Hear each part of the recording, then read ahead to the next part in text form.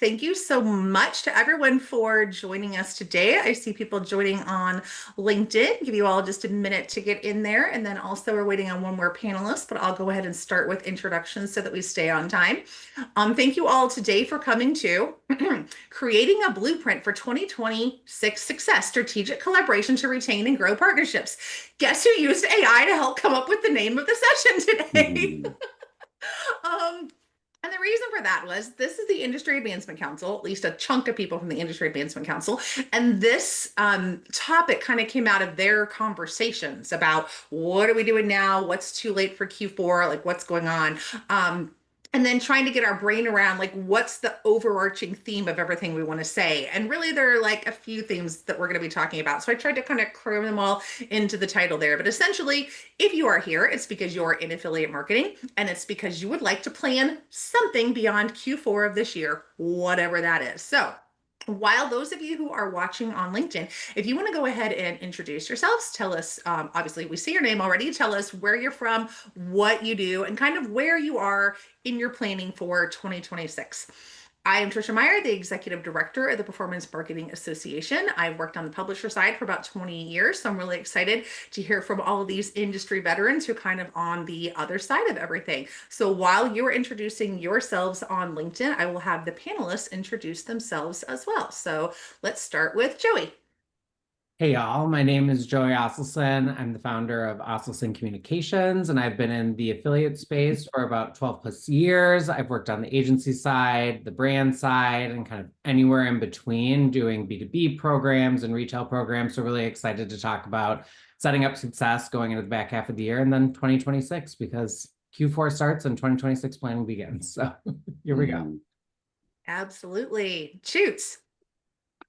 Hi, I'm Chutes Humphreys. I'm the one of the co-founders and president of Link Connector Affiliate Marketing Network. Been in the industry for about 25 years. Started as a publisher and then eased into the advertiser side and have been on the network side now for 20 plus years. Q4 planning, honestly, still pretty deep in, I'm sorry, 2026 planning. We're still deep in Q4. Probably won't emerge from that until about mid-November, and then we'll shift our focus on preparing for 2026 goals and objectives for our clients. Terrific. Awesome. Jake. Jake Fuller, I'm the CEO here at JAB Commerce. We're an affiliate and partner marketing agency. I've been in the industry roughly about 15 years, mostly affiliate adjacent or directly affiliate. So different aspects of digital marketing, some different channels that I've tapped into in previous roles. Excited to talk about 2026. It's Q4 is already here and we're already a week into October, which is from here on out, I feel like the brakes are off and the year just kind of flies by. And if we're not prepping quick for the following year, then you're kind of behind the eight ball. We can kind of blame Jake for this topic today because he was the one that when we were talking about should we have a webinar about Q4 planning, and he was like, "What do you mean Q4 planning? We're done with Q4. Like we're launching into Q1 next year. It's too late to talk about Q4. We need to be talking about 2026 now." So here we are. Next up, Cass. Hi, everyone. I'm Cassandra Scarbuck. I am VP of Brand Partnerships at Influence Logic, where we manage full-scale influencer programs on YouTube, Instagram, TikTok, and more. And I've been in the marketing realm for well over 20 years, but in the affiliate space since 2014. So really happy to be here sharing some of my knowledge and insights to help you as you plan for 2026. And Patricia. Hi, I'm Patricia Marinjay. I'm the head of affiliate at WPP Media. We recently went through a rebrand, so you may have known us as Group M prior to that, Mindshare before that, or Neo. I always say I don't care what you call me, just call me. But yeah, so I've been in the affiliate space more than 10 years. I won't give you the exact year, so you can't age me too much. But really excited to talk about this topic because I think we're all in knee deep in kind of adjusting Q4 plans for reality on the ground while also putting together all of our tactical and planning slides for kind of Q1 and 2026 at large, actually. Exactly. I think it's easy to think, oh, that's so far away. We don't need to do that. So today we're kind of forcing ourselves, everyone watching, all of us on the panel, to start thinking about those things for next year, no matter where we are with this Q4. So I have a question for those of you who are watching, and that is, what is your top priority for planning in 2026? So just out of curiosity, while I'm asking the panelists a lot of questions, I'm curious to know what your top priority is for 2026. And we'll see if we can work some of those things in to our discussion as well. Also, if you have questions for our panelists, specifically for one panelist, maybe riffing off of something that they're talking about, or questions for the panel as a whole, go ahead and drop those into the LinkedIn comments, and I will see if I can work them into our conversation as well. So let's kind of start at the top, thinking about 2026, thinking about affiliate marketing. What's kind of the first step in setting affiliate program goals, but that also align with the company's bigger objectives? Cass, I see you shaking your head. Yeah, it's so important to really listen and hear from the brand directly on what not only their affiliate program goals are, but their overarching company goals are for the year, and understand where the affiliate channel fits into that, because, there may be things that they're not even thinking about that if you understand the full picture, you could potentially offer up as an opportunity that they had never considered. And maybe it straddles another channel. So really listening and taking the time to understand that is so key. Also, looking back and understanding what they really loved about the partnership this year, and maybe what some of the pain points were, and where they struggled. And that can really give you insights and things that you can really lean into next year, or kind of shore up for the following year. And and then this is just sort of like a little psychological tip that I would also say is just really understanding what is driving your point of contact. Like, what goals do they have for themselves personally? What fears do they have? Because anytime you can alleviate their fears, you can build trust. Anytime you can make them look like a rock star, you build an ally that can help you if there's anything you ever need along the way. So really just, kind of taking that time to understand the brand and your partner personally is really, really important. And then getting into clear performance targets, that's really a given. I think there's so many things that we can look at, not just conversion targets and not just ROAS targets, but things like, do they want their affiliate channel percentage of contribution to increase or decrease year over year? Are they looking to diversify their partnerships more to mitigate risk? Do they want to increase their share of voice against competitors, or grow new customers, or increase AOV? I mean, the list goes on and on. I could, I have a whole list here, I was but going to say, can you just take that list and maybe drop it into the comments? yes, I can do that. But the idea is you hear from the horse's mouth exactly what concerns they have. You get it in writing, and then every time you're communicating with them throughout the year, you're going to reference back what those goals were, not only to remind them that you're listening and that you heard them, but make sure you're on track. And then all of your strategies dovetail into each specific goal.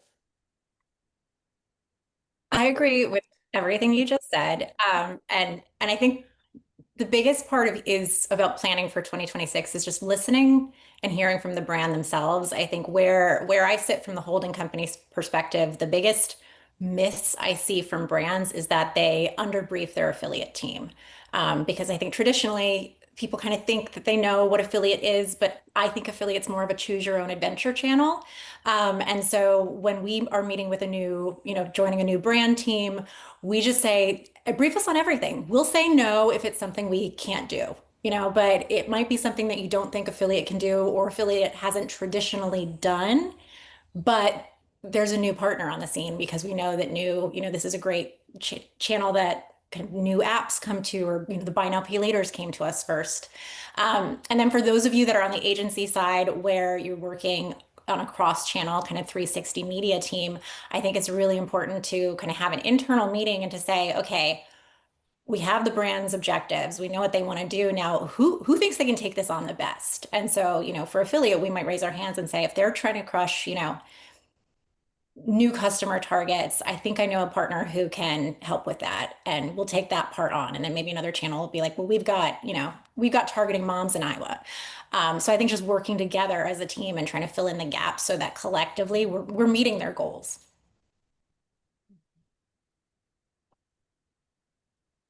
Shoots like he's oh Yeah, I'm there we go.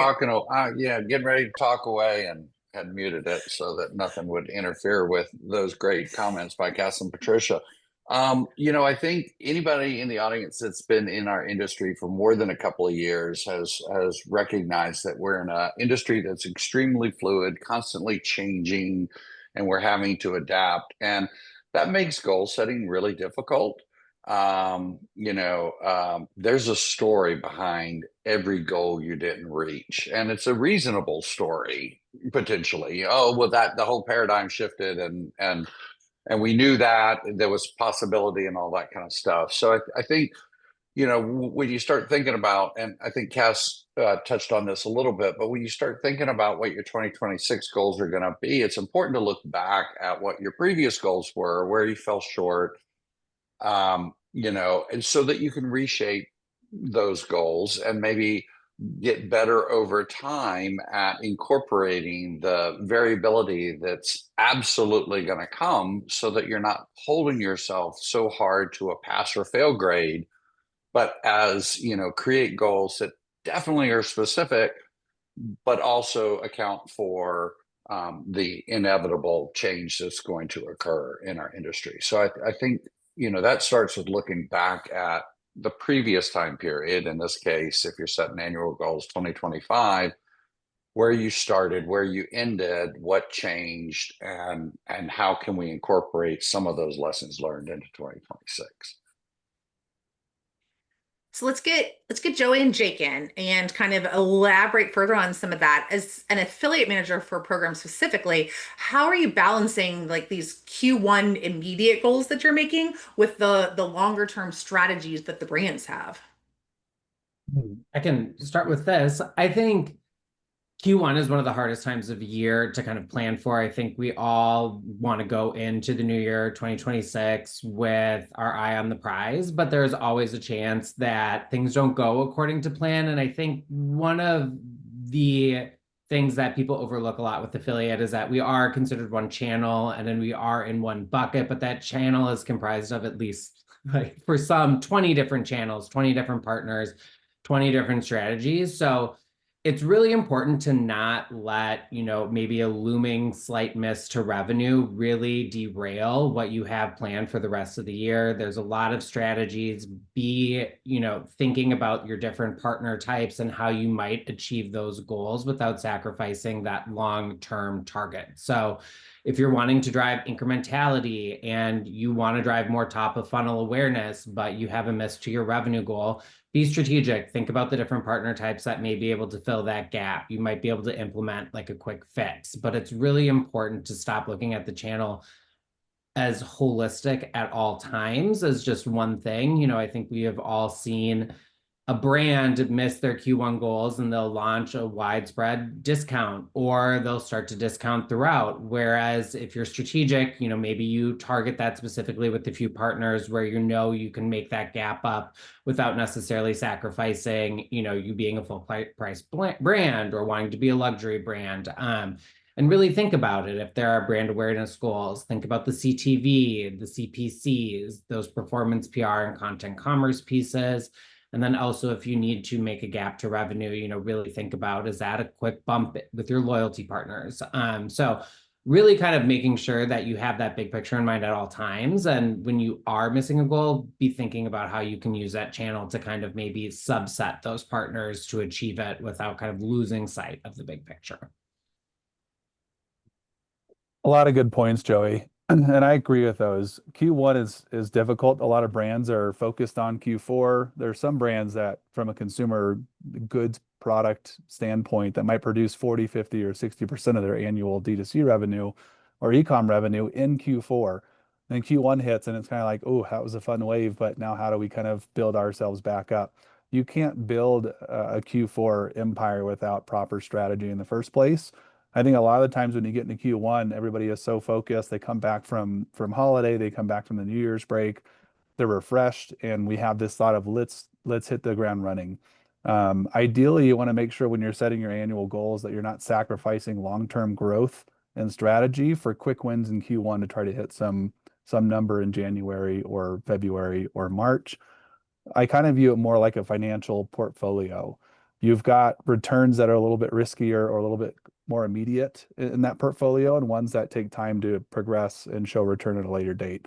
Your partnerships are the same way. There's different ways, and Joe, you talked about this as well. Affiliate is not this siloed channel anymore, and we've had plenty of discussion on that. We don't have to dive too deep, but you can look at strategically what are the brand goals this year and how do we achieve those? What levers can we pull in Q1? Q4 is very expensive, as one example. Placements and inventory with partners to get exposure. It's a very pricey time of year. In Q1, it's a great time to reserve some of your budget. Some people have a different fiscal year, but if you've got a new budget starting Q1, don't bucket everything for Q4 of next year. Start strategically looking at partnerships where you can build long-term budget allocation or partnership allocation towards the next 3 quarters to build you up again and help provide exposure that you're going to get at a much cheaper rate. And that can help with building, obviously, additional content, awareness, and make sure you're aligned with brand goals. I think we talk in a sense a lot about how do we align with what the brand wants and what the brand needs. Q1 is also a really great time to contact your affiliate partners, the affiliates themselves. They're considered in their own mind basically a brand. They're not a brand from a consumer product standpoint necessarily, but they are a brand and they have their own internal goals. They have their own, product launches, so to speak, in terms of how they're reaching new audiences. So plan with your affiliates and ask them the same questions you're asking your brand. What goals do you guys have this year? What fell short in this program over the past 12 months of our partnership? What would you need for us to do more together? How would this look if we asked you to promote us, further? What would you need from our brands? What would you need from us? And what kind of new releases do you have on the horizon that we can take advantage and test into? It's a great time to start testing new strategy in Q1 as you build your long-term goals. If only there was a conference in Las Vegas in the January, February timeframe that you could do those kinds of things. So, Never heard of one. Yeah, obviously part of all of our Q1 planning is talking about getting ready for Affiliate Summit. Out of curiosity, for those of you who are watching, I'm wondering how many of you are still in the thick of your Q4 work versus are you starting to already move into Q1? So just out of curiosity, kind of on balance, are you still really working on Q4 planning because you're in some type of marketer job where you're in it, like Toots had mentioned that he's still kind of in it to the middle of November? Or are you to a point already where everything's kind of locked in for Q4 and there's not a whole lot you're going to change, so you're taking this time to move on to Q1? So like to see what everybody on LinkedIn has to say about that.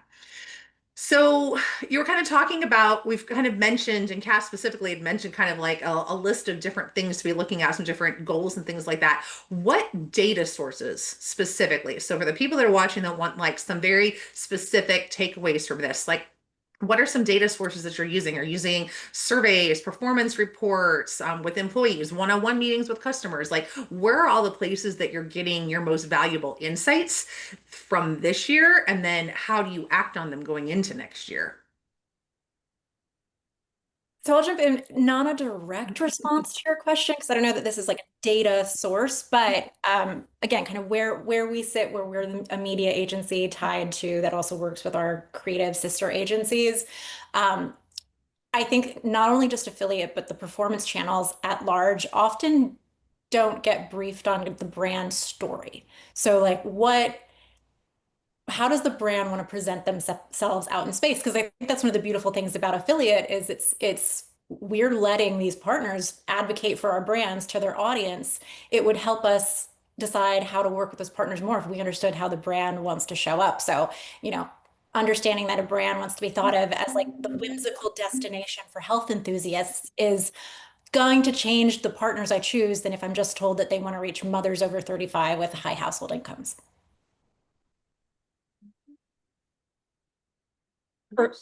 For me, I think one of the most valuable reports that I utilized when I was on the agency side, and I think any agency or brand that's managing their affiliate program should really be looking at sort of a contribution analysis report to understand who's actually, in their conversion funnel and where they fall. So, for example, are they the introducer of that click journey? Are they somewhere in the middle? Or did they come in at the end and close it? And are they part of, multiple touch points along the way?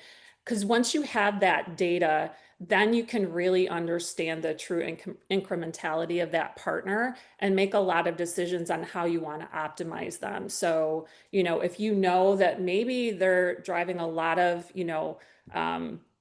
upper funnel activity, but they're not fully converting at the end, there are ways that you can really optimize either, how they're credited in the network, or, how you work with them moving forward and how you compensate with them. So I think that performance report has always been super interesting to me. And then from there, also doing a deep dive into some of those other KPIs that we talked about being a goal for the coming year. If you have a really strong goal of high AOV, identifying those partners that are driving the highest AOV and figuring out how you can lean more into them, while kind of bringing up the AOV for some of your other partners. And the list goes on, and how you can take that data, which ones have the highest percentage of new customers. And if you know that you really have a new customer focused offer in Q1, that's where you should really focus your placement opportunities. So there's so much data that you can get from the contribution analysis reports, and also, just deep diving on all those other KPIs. So I always found those super valuable.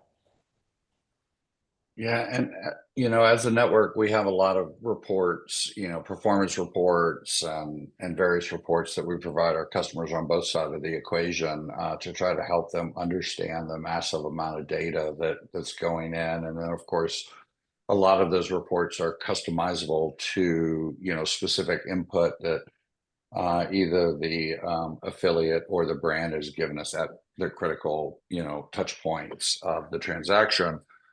And then, of course, offline, our operational staff does a lot with, data crunching, data analysis to try to understand trends and help communicate those to our customers, especially on either the high performing relationships that are active at the time, depending on the time of the year, the brand, seasonality and all that kind of stuff. But it also could be based on expectations that we're not seeing realized and stuff. But I have to agree with Cass on this one. We call it clickstream analysis. For annual goals, one of the most critical things you can do is actually take a look at, the past 12 months or the past 6 months, whatever makes sense for your brand, and make sure that either the goals that you're setting up for 2026 are aligned with the technical setup of your campaign. Because if they're not, then you're swimming upstream the entire time trying to achieve these goals. If your goal is to really try to shift performance to top of the funnel or something like that, and you're set up, you're technically not set up to reward top of the funnel, that's going to be really hard to achieve those goals and to swing the pendulum back from wherever it exists. So one of the most, it's hard to look at clickstream data, specific down to a couple of touch points or on a one-off relationship basis. But when you're looking at it from that 10,000 foot view and kind of categorizing and not necessarily focusing on one partner or another, but more categorically thinking, is my program heading in the right direction over time? Is it set up?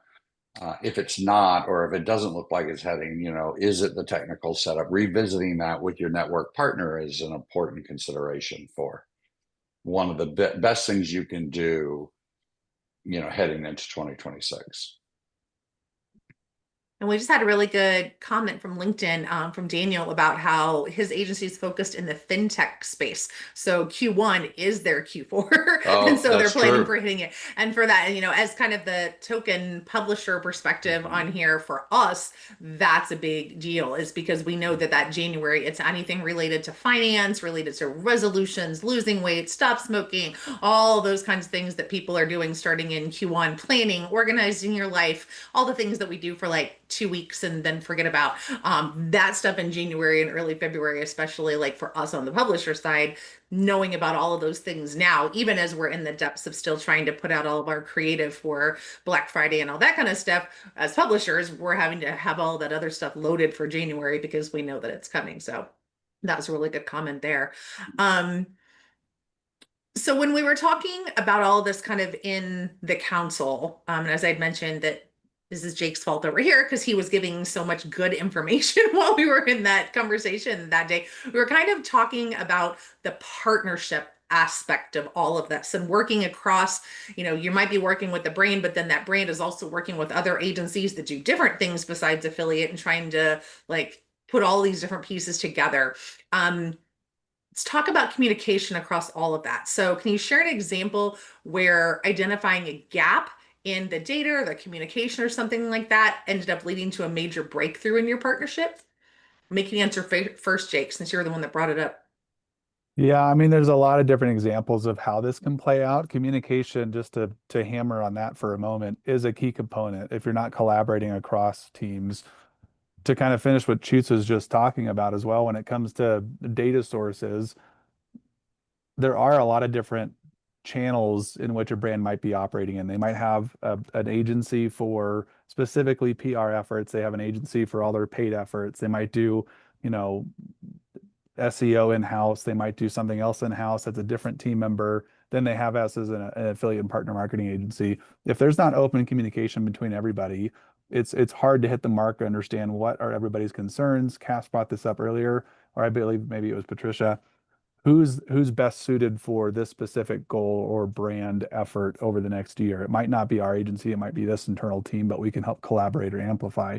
And data is a big piece of that. So from a tech standpoint, a lot of the times people don't also think to include, can I have a conversation with a tech team and understand what's on their plate and how is tracking being implemented? And so we have a partner that we've been working with for years as just a prime example from a data standpoint. Everything was going great on paper.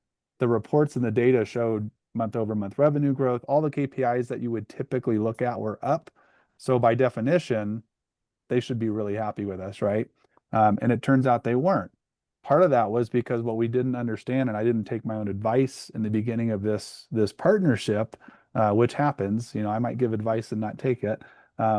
The folks that were our champions, as Cass mentioned earlier, that could be our allies at the brand, that we had a great relationship. They were happy with what they saw. Their executive team who reviewed the data were not. And so the gap of communication of understanding, well, what is your executive team that you report to? What do they actually care about? They didn't care about any of the stats that we were providing to some manner. They only cared about how much of this is incremental new to file traffic for our brand versus returning customer. That was the only metric they considered the partnership to be success and where we'd get additional budget or additional efforts from them to keep expanding. So when we learned that, we had to kind of shift strategy and say, well, let's look into that. Well, step number one, they had an outdated implementation with the network. We couldn't even track new to file, and they couldn't tell us what we were producing. So there was no transparency on where we were, how are we performing against other channels? How are we performing against their internal goals for the year on new versus returning? So as soon as we had a call with that tech team, we re-implemented their entire tracking setup. All of a sudden we had a nice golden eye look into what was happening, and some of the partnerships they were questioning turned out to be some of the highest value new to file partners that we had driving for the company, and now we can optimize towards that. And so now revenue growth is not tied specifically to revenue growth, it's tied to revenue growth as it pertains to new to file. And that's one small example. There's so many examples across different brands on where lack of communication and collaboration can break down. making you think the data says we're doing a great job, and then you get fired the next week and you don't know why. So it's imperative you open those conversations, you fix any problems that need to be fixed if you need transparency, including tracking issues. And you make sure that you remember, while you might have a champion day-to-day contact, their concerns might not be the same as what their executive team's concerns are. Jake, you're giving me PTSD back to my Mhm. first year in affiliate, and our day-to-day contact gave us our goals. We were crushing it. We went into a QBR. We were so pumped, and then we get just hammered. Raked over the because coals.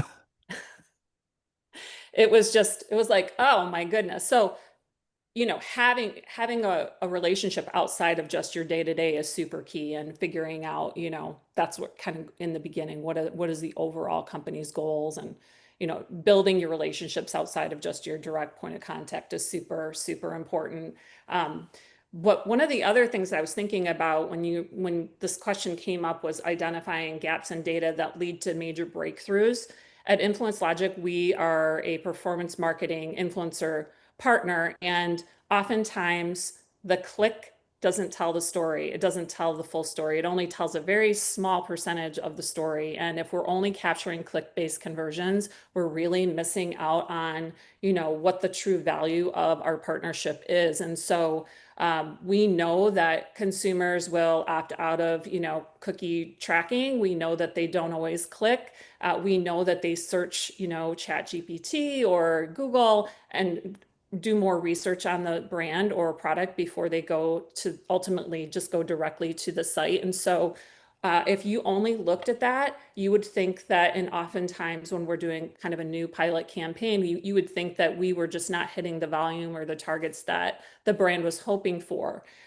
What we found was a third-party opportunity, and some brands have these built into their own tech stack, but when brands started implementing a "how did you hear about us" survey into their customer flow, either pre or post-purchase, and gave them the opportunity to select, I heard about it on YouTube from, this influencer, then all of a sudden we had a lot more information that said, hey, they may not have come in through that click, but clearly this influencer drove that decision. And so all of a sudden we were able to get credited for a lot more conversions that then enabled us to reinvest back into the program. And since we're taking all the financial risk and purchasing those videos from creators, or creators are taking the risk if they're working on a performance basis and they're only getting paid a CPA when they get that conversion, now creators are getting more excited because they're like, hey, it's working, I'm going to do another video. And so it's this long-term investment that starts to happen just because we unlock this data that shows the real value. And this particular company that we use, we often recommend them, is Fairing, F-A-I-R, fairing.co. There's others out there as well, but when we started implementing that, a lot of the growth managers were really excited about the information too, because now they're seeing other channels that maybe they didn't have clear insight into their performance and maybe they weren't reinvesting in, but they're getting a much better picture. And so, it's really useful to have something like this, whether again, it's the brand's own tech stack, or if you need it and you want it quickly, but maybe you want to develop it on your own later, leveraging a third party like Fairing can really help give you very quick insights. And it's amazing the amount of responses that people are actually contributing. I mean, we've seen anywhere from 72 to 86% or higher response rates in some cases on these surveys. So it's another way to think outside of the box, thinking outside of what the network might offer, or GA, or any of those other sources, and really, giving everybody what they need to make smart decisions with their investments in the future. That. Anyone else have anything on that topic to toss in? No, I'm just kind of surprised that everything can't be tracked with the clicks. I didn't know people were blocking their cookies. This is new to me. I mean, we I'm all set learned something aback brand here. new, I'm didn't on we? tilt. I'm on tilt. Love that.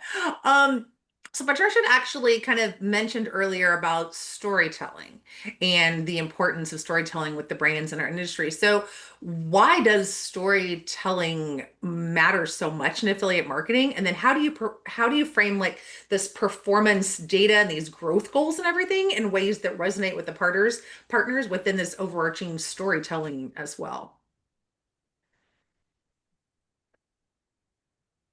Jake? Yeah, so I'll jump back in on this. Storytelling, I like to liken it, if anyone's in the job market, look at it in simple terms. Data is always important. Data is the resume that might get you noticed. Storytelling is the interview that gets you hired. So data is messy. We've just talked about all the different cross-platform metrics we could pull, whether you're looking at Meta, GA4, your affiliate network tracking solution, influencer network tracking solutions, maybe an internal, CRM or reporting suite that you're using to try to consolidate these things. Every metric or every reporting suite that you're going to use is going to have kind of a fight for attribution, and it's going to get messy when you're trying to understand a consumer journey because consumers are not clean about how they purchase and discover a product.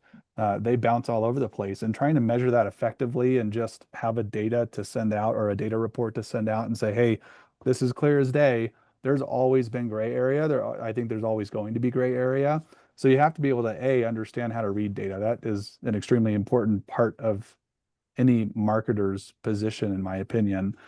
But the storytelling piece is probably more important in my opinion, because as you're building out these goals for 2026, as you're trying to understand what are my brands looking for, what do they care about, what kind of growth specifically do they care about, and how do the metrics support those goals, you've got to understand that, and Shoots talked about this earlier, you might see quarter over quarter, or you might look back at 2025 goals and see that you fell short in certain areas, and there might be a reasonable story for that. It doesn't always mean failure. It means, hey, we actually did a great job of hitting XYZ KPIs, which pushed us toward this goal, but we missed the mark here. And here's why. The data helps tell us the why, as to what we might be able to do different from a strategic standpoint going into the next year to achieve that goal, or maybe reset expectations on how we're going to get there. So storytelling is important, and that's really on the brand data side. But even when you flip it around, when you're an agency, you're dealing with publishers and affiliate recruitment on a constant basis. And so you can share a statistic. Hey, Cass, we wanted to reach out because we have a similar partner that saw a 25% lift last month in revenue on this brand program. We'd love you to join. You're sharing a data point. If you actually get on and have a conversation and say, hey, we actually have a similar category partner. They made $40,000 in commissions this quarter, and they started 3 months ago at zero. This is how we did that. That's not sharing a statistics. That's creating a story and creating, purpose for the affiliate to start imagining what might be possible if they promote your brand. So it goes both ways. You can't just use data points to, sway your brands and woo them. Otherwise, they can just hire, a part-time assistant to pull reports and send them. You've got to put some color behind it. I'll jump in kind of more from like the 10,000 foot view and say that I think also storytelling is really important to the future of the affiliate channel at large, because the cool thing about affiliate is that we can recruit any kind of partner, but that means that we can kind of do anything, and then people don't really understand what we are. And when people don't understand what you are, they don't know how to give budget to you. They don't know how to add you into, the various media planning tools that tell them how much money they should allocate to the channel. And so I think we need to just speak about our channel more creatively so that we get people and we get clients out of this mindset that affiliate is your workhorse channel that's going to drive a large amount of efficient revenue, because as we move up the funnel with the channel, well, our performance PR and our content commerce partners and our influencer partners and our creator partners, they're not going to be driving as much revenue as efficiently, but they are still very, very important to other brand goals. And so I think we just need to all kind of get a little bit, more creative in how we talk about the channel, so that people just get more excited about it and they want to learn more about it, and we can kind of capture a larger piece of the overall media pie.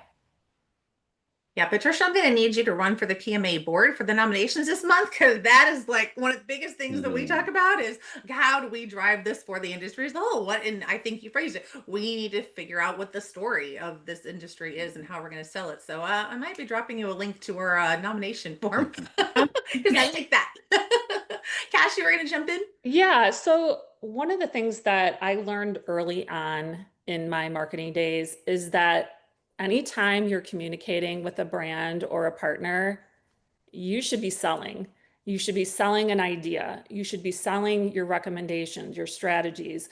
And the way you do that usually is defined by data. But when you understand that your client is rushing toward a goal, and we've agreed on what those goals are, and then we've created the strategy, any type of recommendation that you have should just link back to that, just constantly reinforcing why you're making this decision. That lets them know, again, that you listen to them, that you care about their goals, and that you're not just phoning it in, right? And I think when you understand that at literally every point of contact, it could be a Slack message, an email, it could be your QBR, it could be your weekly meetings, it could be a spreadsheet. As long as every time that you are communicating, you're understanding what their goals are, and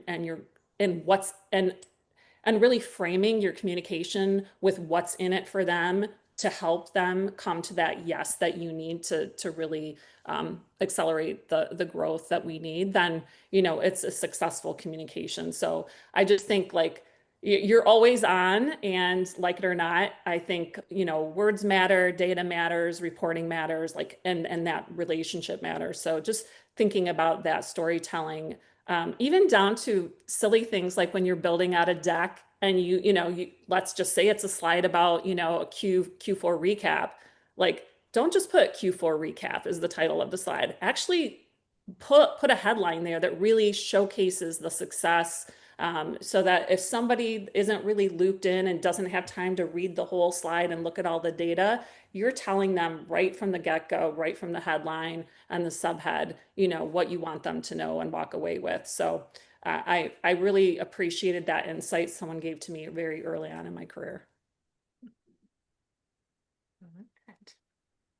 So we've kind of been talking a lot about different partnerships, and how you all are having to work across so many different groups, from your partners and other agencies and the networks and the brands, and you have all these different contingencies.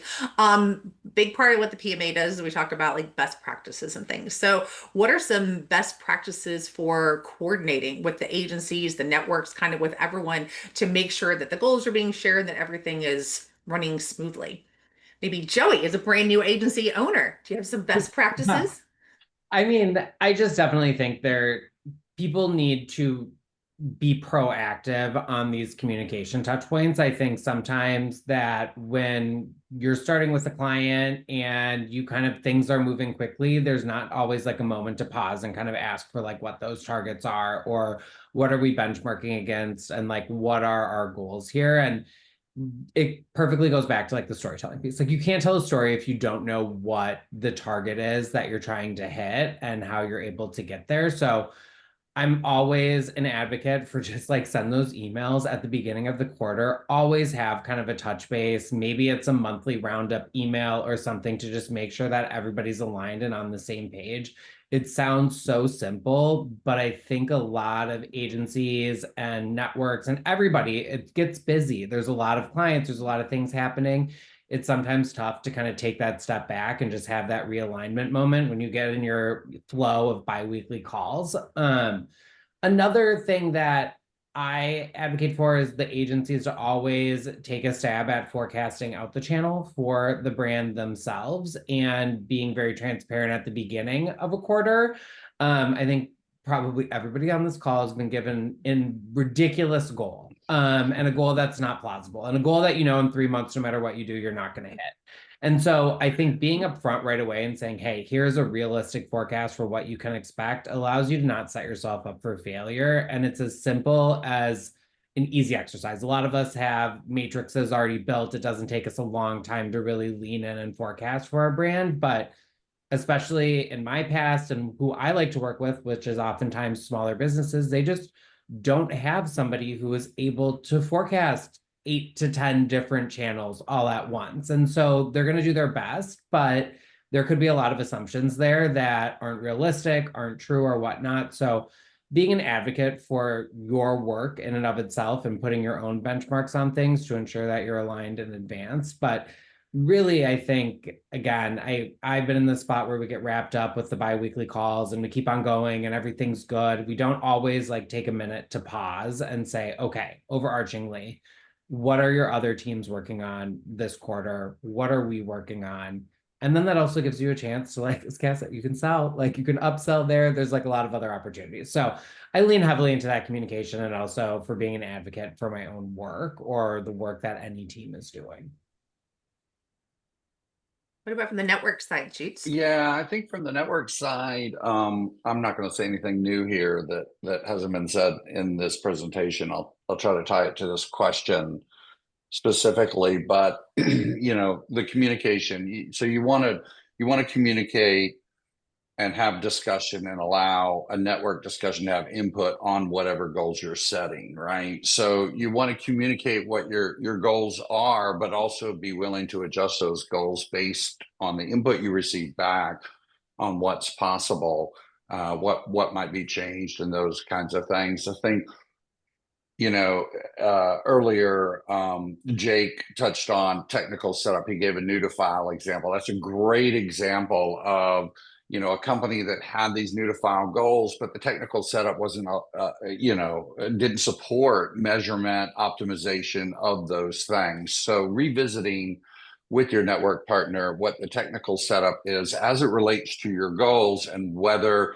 that can be improved, tweaked, adjusted, whatever's necessary to optimize the technical setup to support those goals. That's really, really important. And I think it's not only important when you're setting those goals, but also important to look at it as you execute and try to achieve those, whether your assumptions that you're making about the technical setup are turning true. So I think networks can offer a lot of support both to the affiliate and the brand side on those kinds of things. And then, having a discussion when you communicate your goals to your network partners and you're asking them how they can help you.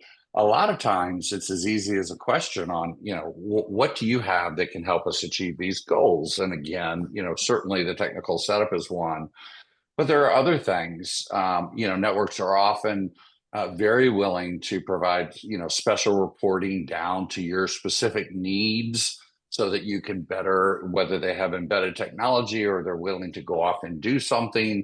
Obviously, added services. Your networks generally are very interested to be involved in helping you set one-on-one meetings with your top partners or any of your partners, prospective or otherwise, to try to help you achieve those goals. So an open conversation with your network about what your goals are, giving them input into those. Are they realistic? And what they can do to help you achieve them, I think are great steps you can take as you're setting 2026 goals. Mm-hmm. And as we kind of mentioned before, in Q4 here, looking from the publisher standpoint, we have coupons coming in every single day. We have all the Black Friday deals are being fed to us for all this stuff. Then we also have these messages coming in about Q1 and getting ready for Q1 and having the diet stuff and the fintech and all that stuff. So as publishers, we have so much coming at us from the agencies and the brands. So what are some actions that, the brands or those of you that are managing the brands, what are some ways that, looking into next year that you can keep the affiliates engaged and loyal to your brands long term? Yeah, I can hop back in on this one. I think, again, super relationship based channel, but also to your point, Trisha, like there is so much coming at all of your publishers. Like be very realistic and be very strategic, at least from like an agency perspective. We have a lot of different partners that we need to talk to for several different brands at different times. Be very smart about who you're spending your time talking to. Some publishers truly want you to submit your deals through a ticket. Like, and that's okay. Don't hound them to get on a call all the time, you know, and don't make sure you're allocating your time very wisely. It seems very straightforward, but you don't always need to have a conversation with everybody. But there are going to be a few key partners that really make sense. And those conversations that you have should be mutually beneficial for not only your brand, but also the publisher that you're reaching out to. Don't have somebody get on the phone to do a quick program overview if their focus is deals and discounts per se. They maybe don't need that and they maybe don't want that. And so just be very strategic with how you're allocating your time and make sure that you're being mindful that there's someone else on the other side of this as well. And so really nurturing those partners that make the most sense and letting those partners that don't need those touch points, just let them be, you know, just be strategic. We would love to talk to everybody. If we could, it'd be great. It's just not realistic. And then finally, just make sure that, you know, you're building relationships with those that matter. So ensure that you're in competitive commission rates, like make sure that the baseline is covered. And then also remember that there's partners where there could be added benefits in the future and down the line, and really like focus on those. So if there's an inclusion or remnant inventory that you know that you perform really well for that partner, that's someplace that you really want to build that relationship up so that you may be able to take advantage of that. But just being really mutually respectful for everybody. I think we spend a lot of time thinking about the advertisers in the space, and I don't think we spend enough time thinking about the publishers and those driving the advertisers all the revenue. And so just make sure that you are treating them very fairly, giving them what they deserve for what they're doing, and not wasting their time. So that's kind of my 2 cents on that. I will try to be brief in my add-on here, and this is a be a good human rule that applies to the affiliate world, but pay people for their time and effort. So if you want a content creator to write a 400-word article, like talking about the amazing benefits of your product, pay them for that work. If you want to bring an influencer in to create posts, like don't pay them 2% commission. So that's my attempt at brevity. Well, I have you. What would be your one non-negotiable practice to retain, to grow these partnerships in the next year, Patricia? Just align on what the goals are and put measurable KPIs behind those goals. Because knowing that if a client last year was in hyper growth mode, your top line KPI would have just been like actions or revenue numbers. But maybe this year they've had a switch internally and they're focused on, LTV of customers. So that's going to change things, and we need to figure out how we're going to adjust and how we're going to measure it. I also Anyone else have a non-negotiable? Joey's got one. I got just one thing because like you made me like think about this, but never punish a partner for performance. This has kind of like we've seen you launch with like a partner, they're driving crazy volume, and now all of a sudden you want, your CAC to go lower or your cost for acquisition, and like that's as a result of them driving potentially slightly lower margin, leads, sales, whatever that may be.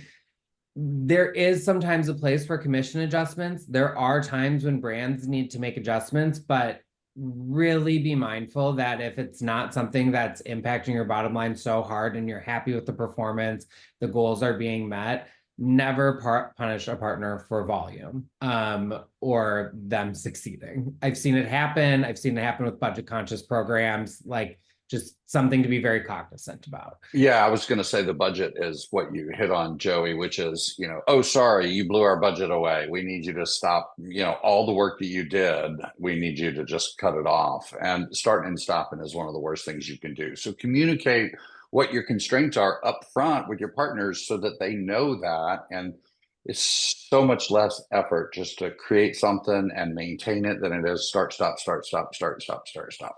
Isn't life just easier when we just sort of say up front what we want? Right. Respond if they're able to meet that need. Like we should rename this affiliate therapy. I love that. Cash, did you have something you were going to add on that one too? Oh, you're muted. You're muted, Cass. I did. Thank you. For me, non-negotiable is regular check-ins with my partners. And to Joey's point, like when I'm at Affiliate Summit, I want to meet with people that I haven't talked to in the last month or two, so really making sure that I'm not taking too much of my partner's time so that they can have other conversations and vice versa. So I think that's really key. But coming to that conversation prepared with helpful information that will really help optimize the partnership. So, you're just being a good partner when you come prepared. So yeah, my shameless plug again for Affiliate Summit and Creator Economy Live in January. Yes. Like So one passive. last real quick question is just that I want to know before everybody leaves us on LinkedIn because they have to get to their 2 o'clock meetings. What do you think quickly is going to change the most about affiliate collaboration in the next year that you can be preparing for?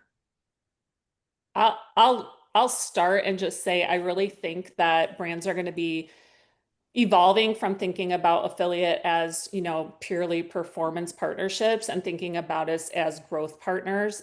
More and more growth partners are really diving into the affiliate space and recognizing that we have so many unique partner types, and it is not a one size fits all, and it's very diverse. So understanding that we have so much more capability than just driving certain metrics, but then being flexible about how we work with creators or partners based on that.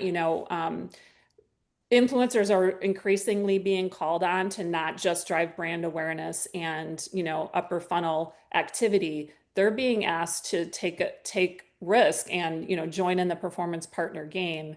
And so understanding that brands can't always have their cake and eat it too. You want quality content, you want that upper funnel activity, but now you also want the creator to drive that conversion. So being flexible, and then sometimes you have to be willing to adjust your ROAS target. If you want more upper funnel activity, you're going to have to pay more for that activity, and don't let it hinder your overall affiliate strategy. If you're married to a $12 ROAS, but you want a 50% increase in upper funnel partnerships, you have to think about that. And so I do think that there's going to be a shift a little bit in how brands and agencies are working with those creators. But likewise, creators also have to understand the pressures from the brand side and be a little bit more willing to try some things that maybe they only did upfront engagements in the past. But let's talk about a long-term collaborative partnership where they have skin in the game too, and there's a huge upside for them if they perform really well, far beyond what they could have earned simply from an upfront deal. So I think thinking about it that way is super important. Yeah, and just to build on what Kaz said, I think that 2026, as there's a lot of pressure to ship to top of funnel, and not necessarily away, but to include top of funnel more in the program and in the consideration for what you do. The challenge has been, as the PMA survey showed us, a lot of our industry is still last click. And it's hard to do that when everybody's last click. And so there's from lawsuits to technical discussions to everything, there's a lot more light being shown on that. And I think more and more brands will consider their technical setups and what needs to change to achieve their goals.